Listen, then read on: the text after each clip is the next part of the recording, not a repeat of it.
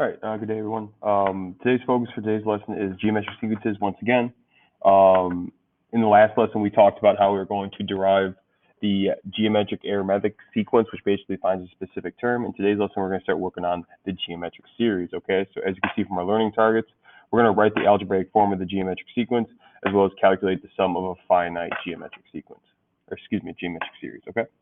A couple of notes about this lesson overall. Once again, we are dealing with the same patterns, but now with geometric, we're dealing with a multiplication pattern, okay, in which we are multiplying to actually increase its value. All right, the reason why that's important is because it kind of leads us into our first problem. If you read number 1 in your books, function of the form f of x equals a times b to the x is an exponential function. Show why the expression that you wrote in item 6 in lesson 2-1 for a of n is an exponential function by identifying a and b, okay? So basically for number 1 here, we want to try to figure out why the equation that we developed in the last lesson is an exponential function, okay? One thing that you can kind of understand is that any geometric sequence is technically an exponential function, all right? The reason is if I take the equation that we used in the last section, which basically was a of 1 times r to the n minus 1, okay? Think about that in essence and compare that to a times b to the x, okay? Really, those are technically the same exact thing, okay? In the old school days, or at least when we used to talk about exponential functions, the a value, okay, the a value in an exponential function was your starting point. Well, if you think about it, a of 1 and a are technically both the starting values. A of 1 is your starting point. A is the actual point in an exponential function where you start at, okay? So in turn, I can assume that a has to be the value of 8, okay? That's what we started with in the last section. We had a nice little value of 8 to start that triangle with. Remember that hypotenuse problem? That was the original hypotenuse length. On the other hand, this r value, our ratio, can be considered to be the same thing as the b value, okay? B is what we used to call growth or decay rate. So it's how much you're going up or down by. Well, in essence, that's the same thing as what R is. So R was square root of 3 over 2. And so if you kind of can take this idea and say that, okay, well, these two have to be related. And on top of that, if you really think about it, these two values pretty much represent this equation, okay? So really, a geometric sequence is an exponential function, right? It's one of the first things you want to try to understand. So in number 2, they're basically asking us, use the expression for a of n in item 6 to verify the length of the 9th hypotenuse that you found in item 1. Do not use a of 8, okay? So basically what we want to do is we want to find a of 9. To do this, we have to understand, okay, how are we actually going to solve this out? Well, if our starting point is 8, we're going to start with that value. The second piece of information we have to understand is what is our growth rate and what value are we actually going to plug in for my exponent? Well, my growth rate or my ratio was square root of 3 over 2. And now the main idea is that since I already have the first term here already being multiplied, I don't need to use all 9 terms.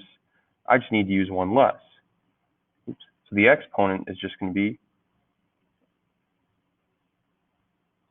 8. Now, if you work that out or simplify it, you end up getting 81 over 32, which is technically the correct answer for that problem. The big thing I want you to notice is how this relates, okay?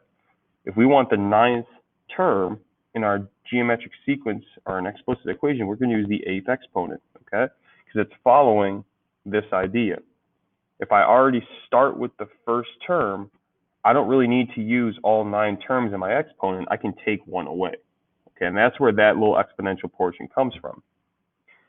Now for number 3, if we wanted to find the same value for the 15th term, it'd be the same process. A of 15 would equal 8 times square root of 3 over 2 to the 14th power, which simplified comes out to be 2,187 over 2,084. Okay. Once again, this all relates back to these equations. All right. An exponential function is the same thing as a geometric sequence. All right. The same two equations for an explicit is the same as an exponential function. So now, if we look at number 4 here, given another geometric sequence with a of 1 equal to 1/2 and a of 2 equal to -3/2, calculate r and a of 10. So basically in this problem now, they're not necessarily telling us what the ratio is, all right? They're telling us to calculate it. Well, the key thing here to understand is that to find the ratio, I need to take the ratio is going to be equal to a of 2 divided by a of 1, okay? Now this works in any unison sequences within a pattern, okay? I could use a of 3 and a of 2, all right? I could take a of 4 divided by a of 3, all right? As long as I take the one term and divide it by the previous term, then I can always find the ratio. Well, this would come out to be -3/2 divided by 1/2, okay? And if you remember how to do fractions, this would become, you'd skip the first one, you'd flip the second one, so it'd become 2/1, and this would become multiplication. Or in other words, the 2's would cancel, and your ratio is going to be -3. Okay? Now from there, I can pretty much solve to actually find a of 10. If I want to find a of 10, I'm going to do the first term, which is 1/2, times the ratio, which is -3, to the power of 9, because I want to take one less of the exponent or the sequence I'm looking for. And this comes out to be -19,683 all over 2. And so to quickly answer number 5, they basically say write an equation or expression in terms of this. Well, if I'm going to write this out, it would be a of n equals a of 1 times r to the n minus 1. This is our explicit formula for geometric sequence. Okay? So the next thing we want to start to get into is the actual series formula. We want to try to understand a little bit of what a series is and how do we actually solve it, all right? So when we were dealing with arithmetic, we talked about how a series is a partial sum, okay? It's not the full pattern, but it's taking a piece from point 1 or this point to this point of the pattern and basically adding it all together, as you can see down in this chart here, okay? If we look under S of n, we have 8 plus 4 over 4 square root of 3, 8 plus 4 square root of 3 plus 6, and so forth. These are all a series, which is a partial sum of the actual sequence itself, okay? So to kind of quickly work through this, what we want to do is take our ratio and multiply it by our series, okay? If you notice over here, this is just our ratio times the actual series value, okay? So what we're going to do is we're going to take that square root of 3 and actually multiply it throughout this whole problem. Well, if I take 8 and multiply it by square root of 3 over 2, that's going to give me 4 square root of 3.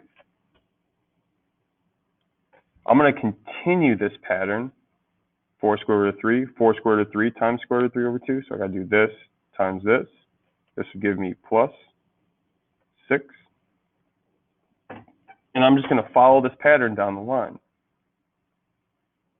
4 square root of 3 plus 6 plus 3 square root of 3. 4 square root of 3 plus 6 plus 3 square root of 3 plus 9 over 2.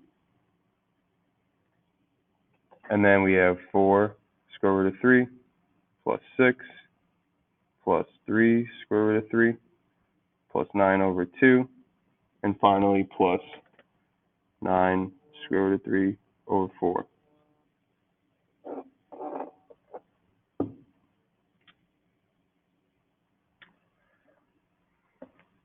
From there, we're going to actually work on developing a chart that actually is going to help us describe this series formula. Okay, so basically if we look down here, the first chart here, the S of n minus the square root of 3 over 2 times S of n, this value, is going to be in contingent with what we see down here, right? That's basically like taking this and subtracting it from this, okay? which, if you notice in our chart, would give us that value. Okay? In the second portion here, we're going to try to take away a of 1. So notice how if we distribute out an 8, or if we factor out an 8, this would become a 1, because 8 take away 8 becomes 1. And then 4 square root of 3 take away 8 would be 3 square root of 3 over 2. Now in this last chart here, in this last piece of information, we're trying to figure out, okay, to get this value, what exponential value would I use? In this case up top, you see it's a value of 1. Okay? So now, if I continue this chart down, the second value would be an 8 minus a 6, because if you notice, for the second value, up here, the 4 square root of 3 would cancel each other out if I was doing subtraction, and then they would just be 8 minus 6 left over. Okay? Well, if I take away an 8 in this problem, so if I factor out an 8, this would become 1, because 8, factor out 8 is just 1, minus 3 over 4. Okay? Last but not least, we got to try to figure out, how does this represent itself as an exponent? Well, I could actually rewrite that value as 8 times 1 minus square root of 3 over 2 squared. Okay? Because if, kind of an interesting fact here, if I square this out, that would give me this. So all I'm doing really is just simplifying throughout this whole problem. Same thing with the next portion. This would be 8 minus 3 square root of 3. Factor out an 8, that would give me 8, 1 minus 3 square root of 3 all over the value of 8. And then interestingly enough, if I were to actually simplify that value out, this would be 8 times 1 minus square root of 3 over 2 to the third power. So you notice how basically all I'm doing is taking this value and just simplifying it to this. So what we're allowed to do down here in our next piece of information is we can basically say this S of n minus the ratio of S of n. Okay, since these values are all equal to each other, if you really think about it, since this value can be simplified to this value, we're allowed to set both of these equal to one another. So what I'm going to do to final out this actual series equation to actually try to be able to come up with it is I'm going to take these two values, S of n minus the ratio times S of n, and set that equal to the other portion of that problem. A of 1 times 1 minus r to the n. Okay? From this point, what I want to do is try to factor and solve the problem. Okay? Well, here's the main thing you have to understand. I just basically want to get an equation for S of n, right? Well, if I think about this piece right here, I can pretty much factor out an S of n, right? If I factor out, since they both have it in common, all I'd be left over with is 1 minus r. And then if I wanted to simplify this, I would just have to take this piece, 1 minus r, and divide it over to give me a final equation of a of 1 times 1 minus r to the n power all over 1 minus r. Okay? Now, if you notice, that's actually our series equation. That will give us a partial sum of any geometric sequence. Okay? So now if you want to try to think about number 9, use the equation you wrote in item 8 to calculate the sum of the first 9 hypotheses in Shelly's design. So basically what they want us to do is find S of 9. We know A of 1 from the original problem continues to be 8. The ratio is still going to be square root of 3 over 2. And last but not least, we know that we're looking for the 9th term. So all I have to do is plug these values in. S of 9 is going to equal A of 1, which is 8, times 1 minus square root of 3 over 2 to the 9th power, all over 1 minus square root of 3 over 2. And if I simplify that, and this one's probably going to come out to be a decimal, is going to be 43.351 centimeters. So that's all I got for today's lesson. Thanks for watching. Big things you got to remember is that we did derive both the explicit and the series equation, okay?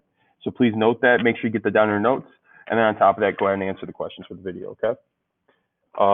And I will see you in class tomorrow. Have a great day.